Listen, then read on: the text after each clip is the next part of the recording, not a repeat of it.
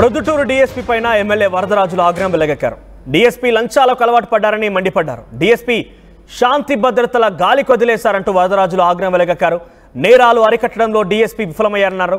Cricket betting పేరుతో అక్రమ arrest చేస్తున్నారని చెప్పి ఆయన ఆగ్రహం వెలగక్కారు. మునివర అనే వ్యక్తికి బెట్టింగ్కి సంబంధం లేదు. మునివర అరెస్టు వెనుక పోలీస్ శాఖలో ఉన్నటువంటి ఉన్నతాధికారి హస్తం ఉంది. ఇష్టారాజ్యంగా కేసులు పెడితే ఊరుకోబోమని డీఎస్పీకి వరదరాజులు స్ట్రాంగ్ వార్నింగ్ ఇచ్చారు. ఒకసారి ఆయన ఏం మాట్లాడారో చూద్దాం. సంపాదించుకొని వస్తే నేరాలను నిరోధించి ఇవన్నీ కూడా ఆపాల్సిన పోలీసు వాళ్ళు పొద్దుటూరు డైరెక్ట్ డీఎస్పీ ఈ అమ్మ వచ్చేంత 90 రోజులు అయిందో కాలేదో 3 నెలలు అయిందో కాలేదో వచ్చినాల నుంచి విపరీతమైన లంచగొండితనానికి పాల్పడతా ఉంది. చెప్పేదానికి ఒక లిస్టుమైన ఉంది. ఆ అమ్మ చేసే లంచగొండితనాలు ప్రతి బ్రాందీ షాప్కి ఇవ్వాలా, ప్రతి బార్కి ఇవ్వాలా. ఈ అమ్మ డైరెక్ట్ డిఎస్పీగా చదువుకొని కష్టపడి ఏదో గ్రూప్ 1 ఎగ్జామ్ రాసి గ్రూప్ 1లో పాస్ అయింది. పాస్ అయిన తర్వాత పోస్టింగ్ వచ్చింది. ఆ అమ్మ పోస్టింగ్ వచ్చిన తర్వాత కొత్త డిఎస్పీ ఎక్కడన్నా కూడా రాత్రింబౌళ్ళు ఎంపలాడి తిరగాల. ఏమి బయట తిరిగే పరిస్థితి లేదు. ఎక్కడెక్కడ ఏం జరుగుతుందని కొంతమంది కానిస్టేబుల్ ఎస్ఐలు సిఐల ద్వారా సమాచారాన్ని పంపించుకొని వాళ్ళ ద్వారా డబ్బులు తీసుకోవడం అనేది జరుగుతుంది. నేను చెప్తాను ఒక మాట, దాదాపు ₹1 కోటి సంబంధించిన బొల్లవరంలో దొంగతనం జరిగింది. డిఎస్పీ పై చూడాల్సిన అవసరం ఉందా లేదా? అక్కడికి పోలే. సబ్ డివిజనల్ పోలీస్ అధికారి పొద్దుటూరుకు సంబంధించి ఒక సబ్ డివిజనల్ అధికారి కనుకోండి, దొంగతనం ₹1 కోటి దొంగతనం జరిగింటే మీ ఎస్ఐ ఇంట్లో కూడా దొంగలే పడినారు. కనీసం ఆ ఛాయలు కూడా పోయి చూడాలి. ఏంటి పోలీసు దేనికి అమ్మ ఉండేది? ఉద్యోగం సంపాదించుకొని గ్రూప్ 1 సర్వీస్ సంపాదించుకొని వస్తే డబ్బుల సంపాదన కోసం వచ్చిందా, ప్రజలకు సర్వీస్ చేసి మంచి నేరాలను అన్ని అరకడదామని వచ్చింది అమ్మ? ఎందుకు కేసులో లేని వాళ్ళను లిస్టు కొత్త వాళ్ళందరూ క్రికెట్ బెట్టింగ్లో పెట్టిన వాళ్ళందరూ కూడా ఉండొచ్చు. వాళ్ళు కూడా వాళ్ళు సస్వళ్ళు మంచి వాళ్ళని సర్టిఫై చేయడం లే. అంటే వీటిని విచారించే అధికారం పోలీసు వాళ్ళకు ఉంది. గురేడి ఆడుతున్నాడంటే మనం నమ్మాల్సిందే, ఆ కృష్ణాడి ఆడుతున్నాడంటే నమ్మాల్సిందే. ఐడెంటిఫై చేసే అధికారం వాళ్ళకు ఉంది. వాళ్ళు ఆడుతున్నాడు సార్, సెల్లో ఉంది, మన అలానే వాళ్ళకు ఆడినాడు, ఫోన్ పంపించినాడు అని అంటే మేము నమ్మాల్సిందే. ఈ మునివరం కేసులో పెట్టడానికి రాష్ట్రంలో ఉండబడిన ఒక పెద్ద పోలీస్ అధికారి ప్రమేయం ఉంది. ఇతని మునివరం వల్ల బావమరిదిని పెడితే నరసింహ వస్తాడు మాతో మాట్లాడతాడని ఉంది. దేనికి మాట్లాడాలి వాళ్ళతో? వాళ్ళ ఉద్దేశం ఏమి దాంట్లో మాట్లాడాలనే ఉద్దేశము? ఏమన్నా వాళ్ళ ఇల్లు ఫ్రెండ్సా, స్నేహితులా, బంధువులా? అంటే ఎక్కడికి పోతాంది పరిస్థితి? మునివరను ధృవీకరించమని ఆజ్ఞాడని నేను సారీ చెప్తా, క్షమాపణ చెప్తా. ఇష్టారాజ్యమా ఇది పోలీసుది?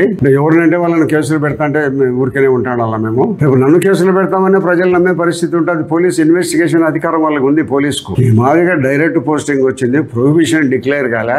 ఇంత లంచగొండితనమా? ఉన్నతాధికారులు ఎవరు నిరోధించే పరిస్థితులు లేరు. అందరూ ఒకరు హాత్ మిలవ్ అని అందరూ చేతిలో చేసుకొని పోతాడు. ఒకరికే కాదు అందరికీ డబ్బులు. పోలీస్ అనేది ఖచ్చితంగా ఉంటే అసాంఘిక కార్యక్రమాలు పొద్దుటూరులో జరగవు. గతంలో ఆడేవాళ్ళే ఇప్పుడు మళ్ళీ ఆడుతున్నారు. వాళ్ళని నిరోధించే దాంట్లో పోలీసులు వైఫల్యం ఉంది. నేరాలను నిరోధించి రైట్. ఇది వరదరాజులు మాట్లాడేది. ఇదొక రకంగా ఆయన వార్నింగే కాదు, ఉద్యోగం కూడా జాగ్రత్త అంటగానే మాట్లాడుకొచ్చారు. ఇంకా ప్రొబేషన్ పీరియడ్లోనే ఉన్నారు. పూర్తిగా 3 నెలల సమయం పూర్తి కాలేదు. అంతలోనే లంచగొండితనానికి మరిగింది. ఇంతలానే ఎవరిని చూడలేదంటూ ఆయన ఆగ్రహం వెలగక్కారు. దీనికి సంబంధించి మరిన్ని అప్డేట్స్ ప్రతినిధి కిషోర్ అందిస్తారు.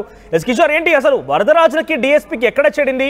ఆయన ఇంతలా ఆగ్రహం వెలగడం గల కారణం ఏంటి? ఒక పోలీసు ఉన్నతాధికారిగా ఉన్నటువంటి ఆయన అదే ప్రభుత్వంలో ఎమ్మెల్యేగా ఉన్నటువంటి ఆ పార్టీ ప్రభుత్వంలో ఉంది కాబట్టి పోలీస్ అధికారి పైన లంచగొండితనము, ప్రొబేషన్ పీరియడ్ పూర్తి కాకముందే ఇంత దుర్మార్గము, ఈ రకంగా వ్యాఖ్యానించే కారణం ఏంటి? నిజాలేంటి? మనోజ్, ఏదైతే పొద్దుటూరులో పోలీస్ శాఖ అవినీతి పైన కూడా ఎమ్మెల్యే వరదరాజరెడ్డి ఒక్కసారిగా ఆయన ఆగ్రహాన్ని వ్యక్తం చేశారు. పొద్దుటూరు డిఎస్పీ భావన మానవులకు అలవాటు పడ్డారంటూ కూడా తీవ్రమైనటువంటి ఆరోపణలతో చేసినటువంటి ఇందుకు ప్రధాన కారణం ఏదైతే మునివర అనే వ్యక్తి క్రికెట్ బెట్టింగ్ ఆడేయడం మానేశాడు. దాదాపు 15 ఏళ్ల క్రితం ఆయన ఆడడం మానేశాడు. అలాంటి వ్యక్తిని కేసులో పెట్టడాన్ని కూడా ఆయన తీవ్రంగా ఆక్షేపించిన పరిస్థితి ప్రధానంగా కనిపిస్తుంది. మనోజ్, ఏదైతే మునివర అనే వ్యక్తి ఒకవేళ తప్పు చేసిన మాత్రం కానీ ఖచ్చితంగా అది తప్పు చేశాడని నిరూపిస్తే మాత్రం నేను ఖచ్చితంగా క్షమాపణ చెప్తాను. ఇళ్లను కొల్లగొట్టి ₹1 కోటి దండుతున్నప్పుడు కూడా డిఎస్పీ ఆ ప్రాంతానికి వెళ్ళి పరిశీలించలేదు.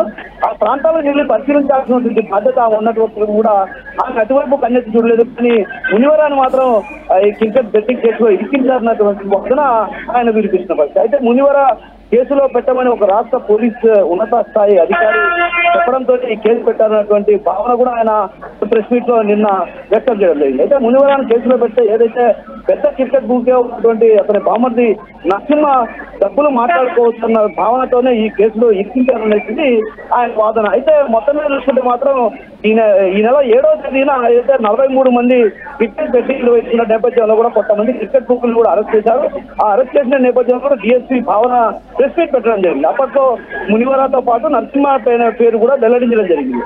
మునివర నరసింహ ఇద్దరు బావా బామర్దులు. ఈ బావకు సంబంధించి నరసింహ మునివరాకు బామర్ది కావడంతో కూడా అతనితో ఏదో మాట్లాడుకొని డబ్బులు సర్దుబాటు చేసుకోవచ్చు అన్నటువంటి భావన వరదరాజు రెడ్డి చేస్తారు. ఏదైతే 7వ తేదీ ఈ వ్యవహారం పైన ఏదైతే క్రికెట్ బుకింగ్ సంబంధించినటువంటి క్రికెట్ బుకీలు పొద్దుటూరులో బెట్టింగ్ భారీ స్థాయిలో నిర్వహిస్తున్న నేపథ్యంలో కూడా ఆమె ఒక్కసారిగా కూడా దాడులు నిర్వహించింది. ఆ దాడులు నిర్వహించిన నేపథ్యంలో కొంతమంది క్రికెట్ బుకీలు కూడా దొరకడం జరిగింది.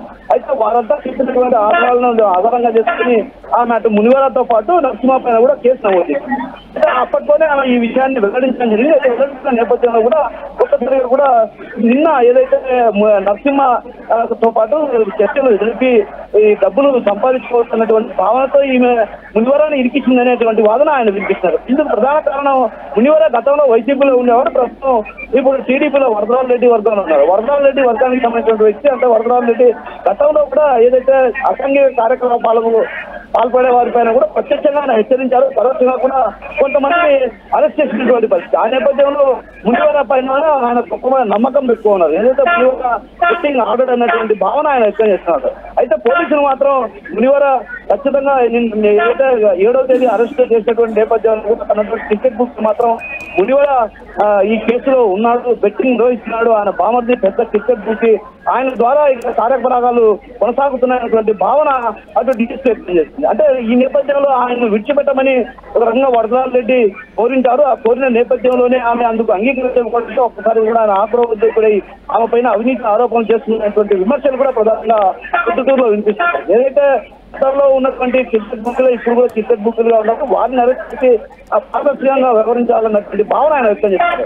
అయితే డిఎస్పీగా వచ్చినటువంటి ఆమె ఇప్పటికీ కూడా ఇంకా ప్రొహిబిషన్ డిక్లేర్ కాలేదు. భావన ప్రొహిబిషన్ డిక్లేర్ కానీ నేపథ్యంలో కూడా ఒక్కసారిగా కూడా లంచాలకు అలవాటు పడ్డారు. ఇక్కడ ఉన్నటువంటి కానిస్టేబుల్ ఎవరినైనా కూడా ఆమె లంచాలకు అలవాటు పడ్డారన్నటువంటి భావన వ్యక్తం చేస్తారన్నటువంటి భావన అటు వరదరాజు రెడ్డి వ్యక్తం చేస్తారు. అయితే ఆమె నేరుగా వచ్చారు కాబట్టి డిఎస్పీ హోదాలో ఉన్నారు కాబట్టి ఆమె ఖచ్చితంగా ఇలాంటి వాటిపైన ఉపేక్షించాలన్నటువంటి భావన అటు ప్రొద్దుటూరు ప్రజల్లో వినిపిస్తున్నారు. సో మొత్తం మీద ఒక మునివర అనేటువంటి ఒక వ్యక్తి అరెస్ట్ తర్వాత వరదరాజులు ఈ స్థాయిలో ఆగ్రహం వెలగక్కారు. డిఎస్పీ కనబడుతుంది కదా ఫోటో ఇక్కడ కనిపించేటువంటి ఆవిడ డిఎస్పీ 90 రోజులు కూడా కావడం లేదు, ఇంకా పూర్తిగా ప్రొబేషన్ పీరియడ్ పూర్తి కాకమునిపే లంచాలకు తెరలేపారు. కనీసం క్వశ్చన్ చేసేవారు లేరు. చక్కగా చదువుకున్న ఉద్యోగాన్ని సంపాదించావు, డిఎస్ పోస్టింగ్ వచ్చింది, సరిగ్గా పనిచేస్తున్నారేమో అనుకున్నాను కానీ లంచగొండితనానికి అలవాటు పడ్డారు. పోలీస్ శాఖను మొత్తానికి నిందిస్తూ వరదరాజులు ఈ కామెంట్స్ చేస్తారు. ఒకసారి వరదరాజులు ఏం మాట్లాడారో మళ్ళీ చూద్దాం. నిజంగానే ప్రొద్దుటూరు ముఖ్యంగా ఏపీలో పోలీసులు పూర్తిగా లంచగొండితనానికి మరిగిపోయారా? ఏకంగా అధికార పార్టీ ఎమ్మెల్యే చెప్తున్న మాటల్లో వాస్తవం ఎంత?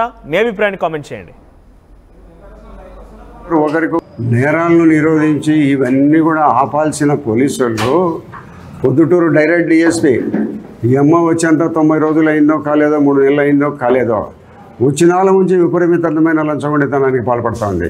చెప్పేదానికి ఒక లిస్టుమైన ఉంది ఆ అమ్మ చేసే లంచగొండితనాలు. ప్రతి బ్రాందీ షాప్కి ఇవ్వాలా, ప్రతి బార్కి ఇవ్వాలా. ఈ అమ్మ డైరెక్ట్ డిఎస్పీగా చదువుకొని కష్టపడి ఏదో గ్రూప్ 1 ఎగ్జామ్ రాసి గ్రూప్ 1లో పాస్ అయింది. పాస్ అయిన తర్వాత పోస్టింగ్ వచ్చింది.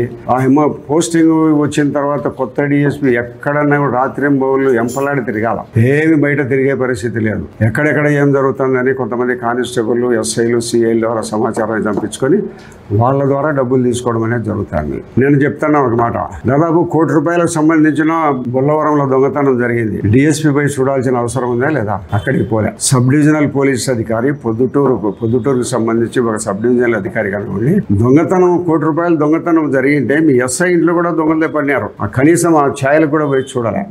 ఏంటి పోలీసు దేనికి అమ్మ ఉండేది? ఉద్యోగం